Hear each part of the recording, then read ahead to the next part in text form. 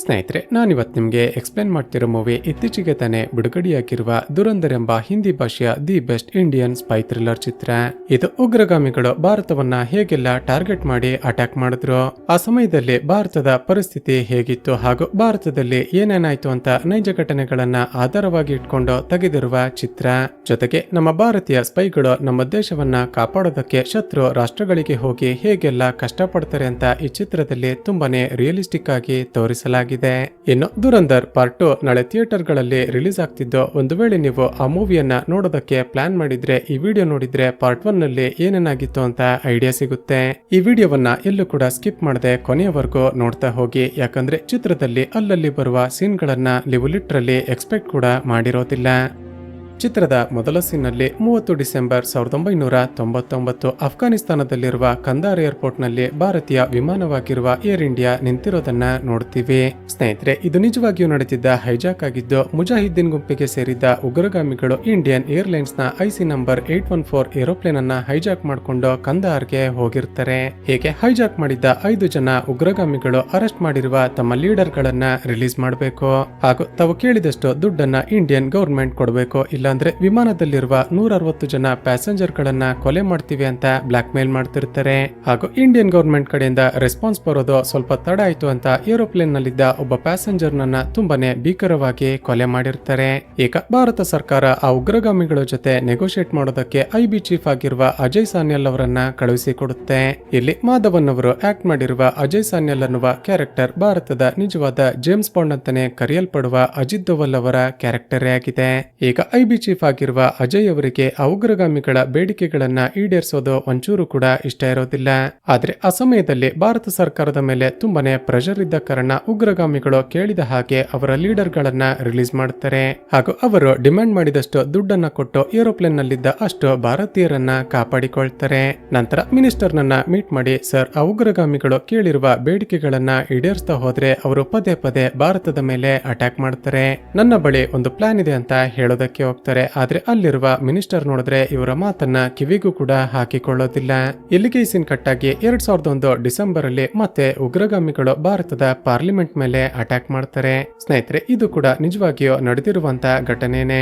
ಉಗ್ರಗಾಮಿಗಳು parliament ನ ಒಳಗಡೆ ನುಗ್ಗೋದಕ್ಕೆ ಪ್ರಯತ್ನ ಪಡ್ತಾರೆ. ಆದ್ರೆ ಅಲ್ಲಿದ್ದ ಭಾರತದ ಸೆಕ್ಯೂರಿಟಿ ಫೋರ್ಸ್ ನವರು ಅವರನ್ನ ತಡೆಯೋದಕ್ಕೆ ಹೋಗಿ ತಮ್ಮ ಪ್ರಾಣವನ್ನ ಕಳೆದುಕೊಳ್ತಾರೆ. ಈಗ ಅಟ್ಯಾಕ್ ಮಾಡಿದ್ದ ಉಗ್ರಗಾಮಿಗಳು ಯಾರು ಅಂತ ಚೆಕ್ ಮಾಡಿದಾಗ 1999ರಲ್ಲಿ ವಿಮಾನವನ್ನ ಹೈಜಾಕ್ ಮಾಡಿದ್ದ ಉಗ್ರಗಾಮಿನೇ ಅಂತ ಗೊತ್ತಾಗುತ್ತೆ. ಈ ಬಾರಿ ಪಾರ್ಲಿಮೆಂಟ್ ಮೇಲೆನೆ ಅಟ್ಯಾಕ್ ಮಾಡಿದ ಕಾರಣ ಭಾರತದ ಮಿನಿಸ್ಟರ್ ಗಳಿಗೆ ಭಯ ಶುರುವಾಗಿ ಅಜಯ್ ಸಾನ್ಯಲ್ ಅವರು ಪ್ರಪೋಸ್ ಮಾಡಿದ್ದ ಆಪರೇಷನ್ ಗೆ ಗ್ರೀನ್ ಸಿಗ್ನಲ್ ಕೊಡ್ತಾರೆ. ಅದೇ ಆಪರೇಷನ್ ದುರಂಧರ್. ಅಂದ್ರೆ ಬೇರೆ ಬೇರೆ ಗ್ರೂಪ್ ಗಳ ಉಗ್ರಗಾಮಿಗಳಿಂದ ಭಾರತದ ಮೇಲೆ ಅಟ್ಯಾಕ್ ಮಾಡಿಸುವ ಪಾಕಿಸ್ತಾನದ ಒಳಗಡೆ ಏನ್ ನಡೀತಿದೆ ಅಂತ ನಮ್ಗೆ ಗೊತ್ತಾಗ್ಬೇಕು ಅಂದ್ರೆ ನಮ್ಮ ಭಾರತೀಯ ಸ್ಪೈ ಅಲ್ಲಿಗೆ ಹೋಗ್ಬೇಕು. ಅವರು ಭಾರತದ ವಿರುದ್ಧ ಏನೇ ಪ್ಲಾನ್ ಮಾಡಿದ್ರು ಕೂಡ ಅದು ನಮಗೆ ಮೊದಲೇ ಗೊತ್ತಾದ್ರೆ ಅವರಿಗೆ ಸರಿಯಾಗಿ ಪಾಠ ಕಲಿಸಬಹುದು.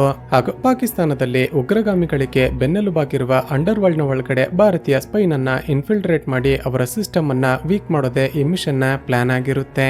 ಇಲ್ಲಿಗೆ ಈ ಸೀನ್ ಕಟ್ಟಾಗಿ ನಂತರದ ಸೀನ್ ನಲ್ಲಿ 2004 ಚಿತ್ರದ ಹೀರೋ ಆಗಿರುವ ಭಾರತದ ಸ್ಪೈ ಹಮ್ಜಾ ಪಾಕಿಸ್ತಾನಕ್ಕೆ ಅಫ್ಘಾನಿಸ್ತಾನ್ ಬಾರ್ಡರ್ ಮೂಲಕ ಎಂಟರ್ ಆಗ್ತಾನೆ.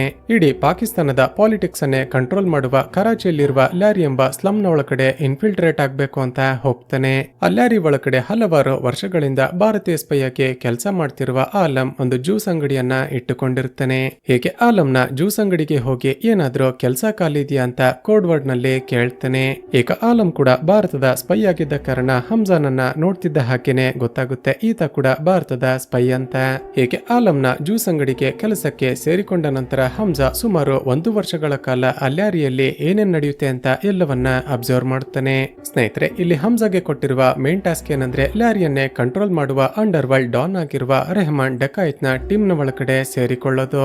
ನಂತರ ಸ್ಟೆಪ್ ಬೈ ಸ್ಟೆಪ್ ರೆಹಮಾನ್ ನ ಟೀಮ್ ಅನ್ನ ಡಿಸ್ಟ್ರಾಯ್ ಮಾಡಿ ಇವನೇ ಲ್ಯಾರಿಯನ್ನ ಕಂಟ್ರೋಲ್ ಮಾಡುವ ಪೊಸಿಷನ್ ಗೆ ಬರಬೇಕು ಅಂತ ಹೇಳಿರ್ತಾರೆ. ಸ್ನೇಹಿತರೆ, ಅಷ್ಟಕ್ಕೂ ಲ್ಯಾರಿಯನ್ನ ಕಂಟ್ರೋಲ್ ಮಾಡಿದ್ರೆ ಏನಾಗುತ್ತೆ, ಅಲ್ಲಿ ನಡೆಯುವ ಇಲ್ಲಿಗಲ್ ಬಿಸ್ನೆಸ್ ಗಳು ಎಂತವೋ ಅಂತ ಮುಂದೆ ನಿಮಗೆ ಗೊತ್ತಾಗುತ್ತೆ. ಈಗ ರೆಹಮಾನ್ ಡೆಕಾಯತ್ನ ಗ್ಯಾಂಗ್ನ ಒಳಗಡೆ ಸೇರಿಕೊಳ್ಬೇಕು ಅಂದ್ರೆ ಆತ ಎಂತ ಡೇಂಜರಸ್ ವ್ಯಕ್ತಿ ಅಂತ ಮೊದಲು ತಿಳಿದುಕೊಳ್ಬೇಕು ಅಂತ ಆಲಂ ಹೇಳೋದಕ್ಕೆ ಶುರು ಮಾಡ್ತಾನೆ. ಸ್ನೇಹಿತರೆ, ಐಡಿ ಲ್ಯಾರಿ ಟೌನ್ ಅನ್ನ ಇಬ್ಬರು ಗ್ಯಾಂಗ್ಸ್ಟರ್ ಆಗಿರುವ ರೆಹಮಾನ್ ಡಕಾಯತ್ ಹಾಗೂ ಬಾಬು ಡಕಾಯತ್ ಕಂಟ್ರೋಲ್ ಮಾಡ್ತಿರ್ತಾರೆ. ಇಬ್ಬರಿಗೂ ಒಬ್ಬರನ್ನ ಕಂಡ್ರೆ ಒಬ್ಬರಿಗೆ ಆಗ್ತಿರೋದಿಲ್ಲ. ಆದ್ರೆ ಇಲ್ಲಿ ಟ್ವಿಸ್ಟ್ ಏನಂದ್ರೆ ರೆಹಮಾನ್ ಡಕಾಯತ್ ಸ್ವಂತ ಬಾಬು ಡಕಾಯತ್ನ ಮಗನೇ ಆಗಿರ್ತಾನೆ. ಅಂದ್ರೆ ಬಾಬು ಡಕಾಯತ್ ಇಲ್ಲಿಗಲ್ ಅಫೇರ್ ಇಟ್ಟುಕೊಂಡಿದ್ದ ಮಹಿಳೆಗೆ ಜನಿಸಿದ್ದ ಮಗನೇ ರೆಹಮಾನ್ ಡಕಾಯತ್ ಆಗಿರ್ತಾನೆ. ಆದ್ರೆ ಶಾಕಿಂಗ್ಲಿ ತನ್ನ ತಾಯಿ ಇಲ್ಲಿಗಲ್ ಅಫೇರ್ ಅನ್ನ ಇಟ್ಟುಕೊಂಡಿದ್ಲು ಅಂತ ಗೊತ್ತಾದ ದಿನವೇ ರೆಹಮಾನ್ ತನ್ನ ಸ್ವಂತ ತಾಯಿಯನ್ನೇ ಕೊಲೆ ಮಾಡಿರ್ತಾನೆ. ಸೊ ಅಂದಿನಿಂದ ಎರಡು ಗ್ಯಾಂಗ್ಗಳು ಚಾನ್ಸ್ ಸಿಕ್ಕರೆ ಸಾಕು ಒಬ್ಬರನ್ನೊಬ್ಬರು ಕೊಲೆ ಮಾಡೋದಕ್ಕೆ ಕಾಯ್ತಿರ್ತಾರೆ. ಇಲ್ಲಿಗೆ ಇಸಿನ್ ಕಟ್ಟಾಗಿ ಆ ದಿನ ರಾತ್ರಿ ಬಾಬು ಡಕಾಯತ್ನ ಗ್ಯಾಂಗ್ ನಲ್ಲಿ ಆಲ್ರೆಡಿ ಹೋಗಿ ಸೇರಿಕೊಂಡಿದ್ದ ಭಾರತದ ಸ್ಪೈ ಒಬ್ಬ ಆಲಂನ ಅಂಗಡಿಗೆ ಬರ್ತಾನೆ. ಈಗ ರೆಹಮಾನ್ ನ ದೊಡ್ಡ ಮಗ ತನ್ನ ಫ್ರೆಂಡ್ ನ ಮದುವೆಗೆ ಹೋದಾಗ ಅವನನ್ನ ಕೊಲೆ ಮಾಡಬೇಕು ಅಂತ ಬಾಬು ಡಕಾಯತ್ನ ಗ್ಯಾಂಗ್ ನವರು ಪ್ಲಾನ್ ಮಾಡಿದ್ದಾರೆ ಅಂತ ಇನ್ಫಾರ್ಮ್ ಮಾಡ್ತಾನೆ. ಇದೇ ಸರಿಯಾದ ಚಾನ್ಸ್. ಬಾಬು ಡಕಾಯತ್ನ ಗ್ಯಾಂಗ್ ನಿಂದ ತನ್ನ ಮಗನನ್ನ ಈ ಹಮ್ಜಾ ಕಾಪಾಡ್ದ ಅಂತ ಗೊತ್ತಾದ್ರೆ ರೆಹಮಾನ್ ಇವನನ್ನ ಗ್ಯಾಂಗ್ ಗೆ ಸೇರಿಸಿಕೊಳ್ತಾನೆ ಅಂತ ಪ್ಲಾನ್ ಮಾಡ್ತಾರೆ. ಹೀಗೆ ಪ್ಲಾನ್ ಪ್ರಕಾರ ಆಲಮ್ಮೆ ಆ ಮದುವೆಗೆ ಜ್ಯೂಸ್ ಸಪ್ಲೈ ಮಾಡುವ ಕಾಂಟ್ರಾಕ್ಟ್ ಅನ್ನ ತೆಗೆದುಕೊಂಡು ಹಮ್ಜಾನನ್ನ ಕರೆದುಕೊಂಡು ಹೋಗ್ತಾನೆ. ಇವರು ಎಕ್ಸ್ಪೆಕ್ಟ್ ಮಾಡಿದ ಹಾಗೆ ರಿಸೆಪ್ಷನ್ ಗೆ ರೆಹಮಾನ್ ಡಕಾಯತ್ನ ದೊಡ್ಡ ಮಗ ನಯೀಂ ತನ್ನ ತಮ್ಮನ ಜೊತೆ ಬರ್ತಾನೆ. ಹೀಗೆ ಹಮ್ಜಾ ವೇಟ್ ಮಾಡ್ತಿರುವಾಗ ಅಲ್ಲಿಗೆ ಬಂದ ಬಾಬು ಡಕಾಯತ್ನ ಹುಡುಗರು ಇದ್ದಕ್ಕಿದ್ದ ಹಾಗೆ ನಯೀಂನ ಮೇಲೆ ಫೈರ್ ಮಾಡೋದಕ್ಕೆ ಶುರು ಮಾಡ್ತಾರೆ. ಈಗ ಹಮ್ಜಾ ಎಲ್ಲರೂ ನೋಡ್ತಿದ್ದಾರೆ ಅಂತ ಗೊತ್ತಾಗ್ತಿದ್ದ ಹಾಗೆ ಮೊದಲಿಗೆ ನಯೀಂನ ತಮ್ಮನನ್ನ ಕಾಪಾಡ್ತಾನೆ. ನಂತರ ನಯೀಂನನ್ನ ಕಾಪಾಡೋದಕ್ಕೆ ಅಂತ ಹೋಗ್ತಾನೆ. ಆದ್ರೆ ಅಷ್ಟರಲ್ಲಿ ಅವನಿಗೆ ಬುಲೆಟ್ ತಗುಲಿ ಸತ್ತು ಹೋಗಿರ್ತಾನೆ. ಈಗ ನಯೀಂ ಸತ್ತೋದ ಅಂತ ಗೊತ್ತಾಗಿರುತ್ತೆ. ಆದ್ರೂ ಕೂಡ ಎಲ್ಲರೂ ನೋಡ್ಲಿ ಅಂತ ಬೇಗ ಯಾರಾದ್ರೂ ಆಂಬ್ಯುಲೆನ್ಸ್ ಗೆ ಕಾಲ್ ಮಾಡಿ ಅಂತ ನಾಟಕ ಮಾಡ್ತಾನೆ. ಇಲ್ಲಿಗೆ ಇಸಿನ್ ಕಟ್ಟಾಗಿ ಸ್ವಲ್ಪ ಸಮಯದ ನಂತರ ತನ್ನ ಮಗ ನಯೀಂ ಸತ್ತೋದ ಅಂತ ಗೊತ್ತಾಗ್ತಿದ್ದ ಹಾಗೆ ರೆಹಮಾನ್ ಡಕಾಯತ್ ತನ್ನ ತಮ್ಮ ಹಾಗೂ ಗ್ಯಾಂಗ್ ನ ಜೊತೆ ಹಾಸ್ಪಿಟಲ್ಗೆ ಬರ್ತಾನೆ. ಈಗ ಗೊತ್ತಾಗುವ ಮತ್ತೊಂದು ವಿಷಯವೇನಂದ್ರೆ ರೆಹಮಾನ್ಗೆ ಯಾವಾಗ್ಲೂ ರೈಟ್ ಹ್ಯಾಂಡ್ ಆಗಿ ಇವನ ಕಸಿನ್ ತಮ್ಮ ಆಗಿರುವ ಉಜೈರ್ ಇರ್ತಾನೆ. ಈಗ ಈ ಹಮ್ಜಾ ತನ್ನ ಮಗನನ್ನ ಕಾಪಾಡೋದಕ್ಕೆ ತುಂಬಾನೇ ಪ್ರಯತ್ನ ಪಟ್ಟ ಅಂತ ಗೊತ್ತಾಗಿ ತನ್ನ ತಮ್ಮ ಉಜೈರ್ಗೆ 1 ಲಕ್ಷ ರೂಪಾಯಿ ಕೊಡು ಅಂತ ರೆಹಮಾನ್ ಹೇಳ್ತಾನೆ.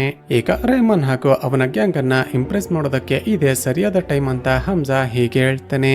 ಅಣ್ಣ, ನನ್ಗೆ ಈ ದುಡ್ಡು ಬೇಡ. ಪಾಕಿಸ್ತಾನಕ್ಕೆ ಸ್ವಾತಂತ್ರ್ಯ ಬಂದಾಗಿನಿಂದ ಇಲ್ಲಿ ಬಲೂಚಿಗಳಿಗೆ ಯಾವುದೇ ಹಕ್ಕಿಲ್ಲ.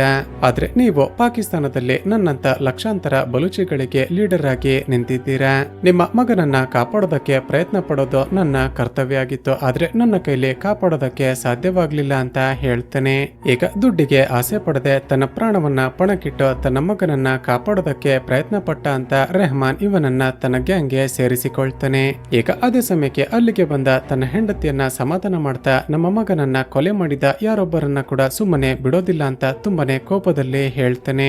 ಈಗ ತಮಗೆ ಎಲೆಕ್ಷನ್ ಅಲ್ಲಿ ಸಹಾಯ ಮಾಡುವ ರೆಹಮಾನ್ ನ ಮಗ ಸತ್ತೋದ ಅಂತ ಗೊತ್ತಾಗ್ತಿದ್ದ ಹಾಗೆ ಪೊಲಿಟಿಷಿಯನ್ ಆಗಿರುವ ಜಮೀಲ್ ಅಲ್ಲಿಗೆ ಬರ್ತಾನೆ. ಸ್ನೇಹಿತರೆ, ಕರಾಚಿಯ ಲ್ಯಾರಿಯ MLA ಆಗಿದ್ದ ಈ ಜಮೀಲ್ ಪಕ್ಕ 420 ಪೊಲಿಟಿಷಿಯನ್ ಆಗಿರ್ತಾನೆ. ಈಗ ಎಲೆಕ್ಷನ್ ಹತ್ತಿರ ಬರ್ತಿದ್ದ ಕಾರಣ ರೆಹಮಾನ್ ನ ಗ್ಯಾಂಗ್ ನವರು ಬಾಬು ಡಕಾಯತ್ನ ಗ್ಯಾಂಗ್ ನ ಮೇಲೆ ಅಟ್ಯಾಕ್ ಮಾಡಿದ್ರೆ ಎಲೆಕ್ಷನ್ ಗೆ ತೊಂದರೆ ಆಗುತ್ತಲ್ವಾ. ಎಲೆಕ್ಷನ್ ಮುಗಿಯುವವರೆಗೂ ಸುಮ್ನಿರಿ, ಆಮೇಲೆ ನಿಮ್ಮ ಮಗನ ಸಾವಿಗೆ ಸೇಡನ್ನ ತೀರಿಸಿಕೊಳ್ಳೋಣ ಅಂತ ನಾಟಕ ಮಾಡ್ತಾನೆ. ಆದ್ರೆ ಈತ ಆ ಬಾಬು ಡಕಾಯತ್ನ ಗ್ಯಾಂಗ್ ನ ಜೊತೆ ಕೂಡ ಕಾಂಟ್ಯಾಕ್ಟ್ ನಲ್ಲಿರ್ತಾನೆ. ಇಲ್ಲಿಗೆ ಇಸಿನ್ ಕಟ್ಟಾಗಿ ಕೆಲವು ದಿನಗಳ ನಂತರ ಹಮ್ಜಾ ಉಜೈರ್ ಹಾಗೂ ಡೋಂಗಾನ ಜೊತೆ ಸೇರಿ ರೆಹಮಾನ್ ನ ಎಲ್ಲ ಇಲ್ಲಿಗಲ್ ಬಿಸ್ನೆಸ್ ಗಳ ಬಗ್ಗೆ ತಿಳಿದುಕೊಳ್ತಿರ್ತಾನೆ. ಹಾಗೂ ಆಗ್ಲೇ ಹಮ್ಜಾಗೆ ಗೊತ್ತಾಗುತ್ತೆ SP ಚೌಧರಿ ಅಸ್ಲಾಂ ಎಂಬುವ ಪೊಲೀಸ್ ಆಫೀಸರ್ ಚಾನ್ಸ್ ಸಿಕ್ಕರೆ ಸಾಕು ರೆಹಮಾನ್ ಹಾಗೂ ಬಾಬುನನ್ನ ಎನ್ಕೌಂಟರ್ ಮಾಡಬೇಕು ಅಂತ ಕಾಯ್ತಿದ್ದ. ಆದ್ರೆ ಕೆಲವು ವರ್ಷಗಳ ಹಿಂದೆ MLA ಜಮೀಲ್ ಬೇಕಂತಲೇ ಒಂದು ಎನ್ಕೌಂಟರ್ ಕೇಸ್ ನಲ್ಲಿ ಅವನನ್ನ ಸಸ್ಪೆಂಡ್ ಮಾಡಿಸಿದ್ದಾನೆ ಅಂತ. ಈಗ ತನ್ನ ಮಗನ ಸಾವಿಗೆ ಸೇಡನ್ನ ತೀರಿಸಿಕೊಳ್ಬೇಕು ಅಂತ ರೆಹಮಾನ್ ವೇಟ್ ಮಾಡ್ತಿದ್ರೆ ಅವನ ಗ್ಯಾಂಗ್ ನವರು ಎಲೆಕ್ಷನ್ ಮುಗಿಯುವವರೆಗೂ ಏನು ಕೂಡ ಮಾಡೋದು ಬೇಡ ಅಂತ ಸಮಾಧಾನ ಮಾಡ್ತಿರ್ತಾರೆ. ಆದ್ರೆ ಇದೇ ಚಾನ್ಸ್ ಗಾಗಿ ಕಾಯ್ತಿದ್ದ ಹಮ್ಜಾ, ಅಣ್ಣ ಸತ್ತಿರೋದು ನಿಮ್ಮ ಸ್ವಂತ ಮಗ. ಒಂದು ವೇಳೆ ನೀವು ಎಲೆಕ್ಷನ್ ಮುಗಿದ ನಂತರ ಸೇಡನ್ನ ತೀರಿಸಿಕೊಳ್ಬೇಕು ಅಂತ ಕಾಯ್ತಿದ್ರೆ ನೀವು ಆಗಲೇ ಎಲೆಕ್ಷನ್ ನ ಸೋತಿದ್ದೀರಾ ಅಂತ ಅರ್ಥ. ನೀವು ಅಬಾಬು ಡಕಾಯತ್ಗೆ ಸರಿಯಾಗಿ ಬುದ್ಧಿ ಕಲಿಸ್ತಿರೋ ಇಲ್ವೋ ಅಂತ ಇಡೀ ಲ್ಯಾರಿ ಟೌನ್ ಕಾಯ್ತಿದೆ. ನೀವು ಎಲೆಕ್ಷನ್ ಮುಗಿಯೋವರೆಗೂ 100% ಅಟ್ಯಾಕ್ ಮಾಡೋದಿಲ್ಲ ಅಂತ ಅದೇ ನಂಬಿಕೆಯಲ್ಲಿ ಅಬಾಬು ಡಕಾಯತ್ನ ಟೀಮ್ ನವರು ಆರಾಮಾಗಿರ್ತಾರೆ. ಅಣ್ಣ, ಇದೇ ಸರಿಯಾದ ಸಮಯ. ನೀವು ಅಬಾಬು ಡಕಾಯತ್ನ ಇಡೀ ಗ್ಯಾಂಗ್ ಅನ್ನ ನಾಶ ಮಾಡಿ ಇಡೀ ಲ್ಯಾರಿ ಟೌನ್ಗೆ ರಾಜ ಆಗಿ ಅಂತ ಐಡಿಯಾ ಕೊಡ್ತಾನೆ. ಹೀಗೆ ಹಮ್ಜಾನ ಮಾತುಗಳನ್ನು ಕೇಳಿ ಮೋಟಿವೇಟ್ ಆದ ರೆಹಮಾನ್ನ ಗ್ಯಾಂಗ್ನವರು ನಯೀಮ್ನನ್ನ ಕೊಲೆ ಮಾಡಿದ್ದ ಒಬ್ಬೊಬ್ಬರನ್ನು ತುಂಬಾನೇ ಭೀಕರವಾಗಿ ಕೊಲೆ ಮಾಡ್ತಾರೆ. ಹಾಗೂ ರೆಹಮಾನ್ ತನ್ನ ಸ್ವಂತ ತಂದೆ ಬಾಬುನನ್ನ ಲಾರಿಯ ಒಂದು ಸರ್ಕಲ್ಗೆ ಎಳೆದುಕೊಂಡು ಬಂದು ಅವನ ತಲೆಯನ್ನ ಕಲ್ಲಿನಿಂದ ಒಡೆದು ತುಂಬಾನೇ ಬ್ರೂಟಲ್ ಆಗಿ ಕೊಲೆ ಮಾಡಿಬಿಡುತ್ತಾನೆ. ಹೀಗೆ ಬಾಬು ಡಕಾಯ್ತ್ನ ಗ್ಯಾಂಗ್ ಎಲ್ಲ ನಾಶ ಆದ ನಂತರ ಲಾರಿಯಲ್ಲಿ ಎಲ್ಲರೂ ಕೂಡ ರೆಹಮಾನ್ ಡಕಾಯ್ತ್ನನ್ನ ನೋಡಿದ್ರೆ ತುಂಬಾನೇ ಹೆದರಿಕೊಳ್ಳೋದಕ್ಕೆ ಶುರು ಮಾಡ್ತಾರೆ. ಹಾಗೂ ಅಲ್ಲಿ ವಾಸ ಮಾಡ್ತಿದ್ದ ಬಲೂಚಿಗಳು ರೆಹಮಾನೆ ನಮ್ಮ ನಾಯಕ ಅಂತ ಅವನಿಗೆ ಸಪೋರ್ಟ್ ಮಾಡೋದಕ್ಕೆ ಶುರು ಮಾಡ್ತಾರೆ. ಹಾಗೂ ಎಲೆಕ್ಷನ್ ಅಲ್ಲಿ ಈತ ಮಾಡಿದ ಸಪೋರ್ಟ್ ನಿಂದಾಗಿ ಪಾಕಿಸ್ತಾನದ PAP ಪಾರ್ಟಿ ತುಂಬಾನೇ ಮೆಜಾರಿಟಿಯಲ್ಲಿ ಗೆಲ್ಲುತ್ತೆ. ಹೀಗೆ ಎಲೆಕ್ಷನ್ ಗೆದ್ದ ಖುಷಿಯಲ್ಲಿ ಜಮೀಲ್ ಎಲ್ಲ ಜನಗಳನ್ನ ಸೇರಿಸಿ ಒಂದು ಕಡೆ ರ್ಯಾಲಿ ಮಾಡ್ತಾನೆ. ಆದ್ರೆ ರೆಹಮಾನ್ ಸ್ಟೇಜ್ ನ ಮೇಲೆ ಬರ್ತಿದ್ದ ಹಾಗೇನೆ ಅಲ್ಲಿ ಸೇರಿದ್ದ ಎಲ್ಲ ಜನಗಳು ಕೂಡ ಜೋರಾಗಿ ಚಪ್ಪಾಳೆ ತಡ್ತಾ ಅವನಿಗೆ ತುಂಬಾನೇ ಸಪೋರ್ಟ್ ಮಾಡ್ತಾರೆ. ಹೀಗೆ ಜನಗಳ ರೆಸ್ಪಾನ್ಸ್ ಹಾಗೂ ರೆಹಮಾನ್ಗೆ ಹಾಕ್ತಿದ್ದ ಜೈಕಾರಗಳನ್ನ ನೋಡಿ ಜಮೀಲ್ಗೂ ಕೂಡ ತುಂಬಾನೇ ಆಶ್ಚರ್ಯ ಆಗುತ್ತೆ. ಈ ಕಡೆ ಕೆಳಗಡೆ ನಿಂತಿದ್ದ ಹಮ್ಜಾ ಜಮೀಲ್ನ ಮಗಳಾಗಿರುವ ಲೀನಾಳನ್ನ ನೋಡ್ತಿದ್ದ ಹಾಗೇನೆ ಇಷ್ಟಪಡೋದಕ್ಕೆ ಶುರು ಮಾಡ್ತಾನೆ. ಈ ಕಡೆ ಎಲೆಕ್ಷನ್ ಅಲ್ಲಿ PAP ಪಾರ್ಟಿಗೆ ಸಾಕಷ್ಟು ದುಡ್ಡನ್ನ ಕೊಟ್ಟಿದ್ದ ಖನಾನಿ ಬ್ರದರ್ಸ್ ಬಂದು ರೆಹಮಾನ್ ನನ್ನ ಮೀಟ್ ಮಾಡ್ತಾರೆ. ಜನಗಳು ರೆಹಮಾನ್ಗೆ ಸಪೋರ್ಟ್ ಮಾಡ್ತಿರೋದನ್ನ ನೋಡಿ, ಸರ್ ನಿಮಗೆ ಇಷ್ಟು ಸಪೋರ್ಟ್ ಸಿಗ್ತಿದೆ ಅಂದ್ರೆ ನೀವ್ಯಾಕೆ ಎಲೆಕ್ಷನ್ಗೆ ಕಂಟೆಸ್ಟ್ ಮಾಡಬಾರ್ದು? ನೀವು ಪವರ್ಗೆ ಬಂದು ನಮ್ಮ ಬಿಸ್ನೆಸ್ಗೆ ಸಪೋರ್ಟ್ ಮಾಡಿದ್ರೆ ನೀವು ಕೇಳಿದಷ್ಟು ದುಡ್ಡನ್ನ ಕೊಡ್ತೀವಿ ಅಂತ ಆಸೆ ತೋರಿಸ್ತಾರೆ. ಈಗ ಇವರು ಹೇಳ್ತಿರೋದು ರೆಹಮಾನ್ಗೂ ಕೂಡ ಸರಿ ಅನ್ಸಿ ತಕ್ಷಣವೇ ಜಮೀಲ್ ನನ್ನ ಪಕ್ಕಕ್ಕೆ ಕರೆದು ಹೀಗೆ ಹೇಳ್ತಾನೆ, ಜಮೀಲ್ ನಾನು ಕೂಡ ಒಂದು ಪೊಲಿಟಿಕಲ್ ಪಾರ್ಟಿಯನ್ನ ಸ್ಟಾರ್ಟ್ ಮಾಡ್ತೀವಿ, ಆದ್ರೆ ತಲೆ ಕೆಡಿಸಿಕೊಳ್ಬೇಡ, ನಾನು ಗೆದ್ರೆ ನಿನ್ನ ಪಾರ್ಟಿಗೆನೆ ಸಪೋರ್ಟ್ ಮಾಡ್ತೀನಿ ಅಂತ ಹೇಳ್ತಾನೆ. ಈಗ ರೆಹಮಾನ್ ಎಲೆಕ್ಷನ್ ಅಲ್ಲಿ ಕಂಟೆಸ್ಟ್ ಮಾಡಿದ್ರೆ ಖಂಡಿತ ಇವನೇ ಗೆಲ್ತಾನೆ, ಹಾಗೇನಾದ್ರೂ ಆದ್ರೆ ನನ್ನ ಪವರ್ ಕೂಡ ಕಡಿಮೆ ಆಗುತ್ತಲ್ಲ ಅಂತ ಜಮೀಲ್ಗೆ ತುಂಬಾನೇ ತಲೆ ಕೆಡುತ್ತೆ. ಆದ್ರೆ ಹೊರಗಡೆ ತೋರಿಸಿಕೊಳ್ಳೋದಿಲ್ಲ. ನಂತರ ಅದೇ ಕೋಪದಲ್ಲಿ ವಾಪಸ್ ಮನೆಗೆ ಹೋಗುವಾಗ ತನ್ನ ಮಗಳು ಲೀನಾ ಯಾವಾಗ ನೋಡಿದ್ರು ಮೊಬೈಲ್ ಅನ್ನ ಯೂಸ್ ಮಾಡ್ತಿರ್ತಾಳೆ ಅಂತ ಆ ಮೊಬೈಲ್ ಅನ್ನ ಕಿತ್ತು ಹೊರಗಡೆ ಎಸಿತಾನೆ. ಅದನ್ನ ನೋಡಿದ ಹಮ್ಜಾ ಆ ಮೊಬೈಲ್ ಅನ್ನ ಎತ್ತಿಟ್ಟುಕೊಳ್ತಾನೆ. ಇಲ್ಲಿಗೆ ಸೀನ್ ಕಟ್ಟಾಗಿ ಆ ದಿನ ರಾತ್ರಿ ರೆಹಮಾನ್ ತನ್ನ ತಮ್ಮನಿಗೆ ಆ ಕನಾನಿ ಬ್ರದರ್ಸ್ ತಿಂಗಳಿಗೆ ಎಷ್ಟು ದುಡ್ಡು ಸಂಪಾದನೆ ಮಾಡಬಹುದು ಅಂತ ವಿಚಾರಿಸ್ತಾನೆ. ಅಣ್ಣ, ಆ ಕನಾನಿ ಬ್ರದರ್ಸ್ ಸಾಕಷ್ಟು ಇಲ್ಲಿಗಲ್ ಬಿಸ್ನೆಸ್ ಗಳನ್ನ ಮಾಡಿ ಹಣ ಸಂಪಾದನೆ ಮಾಡ್ತಾರೆ. ಆದ್ರೆ ಇತ್ತೀಚೆಗೆ ಅವರು ಭಾರತದ 500 ಹಾಗೂ 1000 ಮುಖಬೆಲೆಯ ಕೋಟಾ ನೋಟುಗಳನ್ನ ಪ್ರಿಂಟ್ ಮಾಡಿ ಸಾಕಷ್ಟು ಹಣವನ್ನ ಸಂಪಾದನೆ ಮಾಡ್ತಿದ್ದಾರೆ. ಅವರಿಗೆ ಭಾರತದಲ್ಲಿ ಒರಿಜಿನಲ್ ನೋಟ್ ಗಳನ್ನ ಪ್ರಿಂಟ್ ಮಾಡೋದಕ್ಕೆ ಯೂಸ್ ಮಾಡುವ ಪ್ಲೇಟ್ ಗಳೇ ಸಿಕ್ಕಿದ್ಯಂತೆ ಅಂತ ಹೇಳ್ತಾನೆ. ಇದನ್ನ ಕೇಳಿದ ಹಮ್ಜಾಗೆ ತುಂಬಾನೇ ಶಾಕ್ ಆಗಿ, ಸರಿ ನೋಟ್ ಗಳೇನೋ ಪ್ರಿಂಟ್ ಮಾಡ್ತಾರೆ, ಆದ್ರೆ ಪ್ರಿಂಟ್ ಮಾಡಿ ಭಾರತಕ್ಕೆ ಹೇಗೆ ಸಪ್ಲೈ ಮಾಡ್ತಾರೆ ಅಂತ ವಿಚಾರಿಸ್ತಾನೆ. ಈಗ ಶಾಕಿಂಗ್ಲಿ ಉಜೇರ್ ಹೇಳೋದೇನಂದ್ರೆ 500 ಹಾಗೂ 1000 ಮುಖಬೆಲೆಯ ನೋಟ್ ಗಳನ್ನ ಪ್ರಿಂಟ್ ಮಾಡಿ ಮೊದಲು ಕತಾರ್ಗೆ ಕಳಿಸ್ತಾರೆ. ಅಲ್ಲಿಂದ ಭಾರತದ ಗಡಿಯಲ್ಲಿರುವ ನೇಪಾಳದ ಏರ್ಪೋರ್ಟ್ಗೆ ಕಳುಹಿಸಿಕೊಡ್ತಾರೆ.